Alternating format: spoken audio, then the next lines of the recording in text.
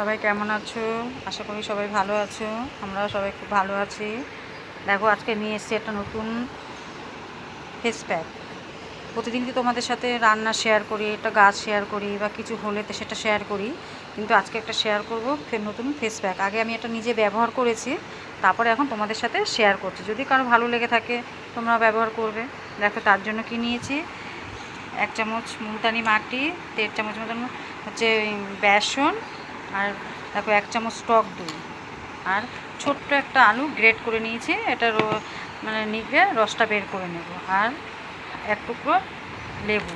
আমাদের পাতিলেবু নেই, এই লেবুটা আছে তাই আমি এটাই নিয়েছি। আর দেব 1 চামচ গোলাপ জল। আর ওই আমার ছাদ বাগান থেকে একটা অ্যালোভেরা তুলে নিয়ে এসে এটা এখন জলে ভিজিয়ে রেখেছি। কিছুক্ষণ ভেজার পর তারপর ওটা একসাথে সব পেস্ট করে তোমাদের সাথে শেয়ার করব। দেখতে থাকো। ও একটা ভিটামিন ক্যাপসুলও আছে, এটা দেখাতে ভুলে গেছি।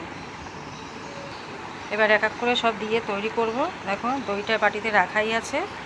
এরপরে আলুগুলো নিগড়ে রসটা বের করে নেব।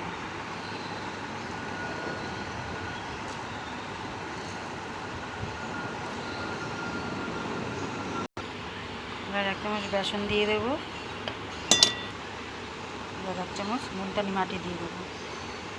তারপরে দেখো এটা দেবো গোলাপ জল, 1 চামচ গোলাপ জল দিলাম, আর লেবুর রস।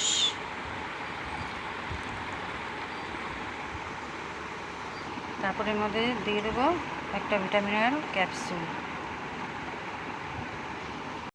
দেখুন যে অ্যালোভেরাটা দেখিয়েছিলাম ওটা দিয়ে আমি অ্যালোভেরাটা বের করে নিয়েছি চেপে চেপে, এই যে ঘরে এটা এবার এর মধ্যে দিয়ে দেবো।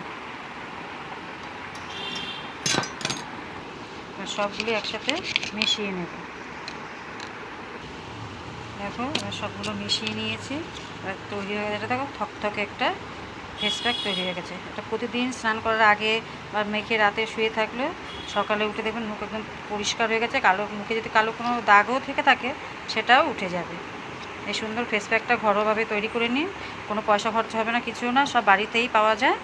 তো এটা বানিয়ে দেখতে পারেন, খুব ভালো। আমি নিজেও ব্যবহার করে দেখেছি, তবে আপনাদের সাথে শেয়ার করলাম। দেখুন কত সুন্দর হয়েছে, লাগালেও খুব ভালো হবে। এটা আমি লাগিয়ে নেব।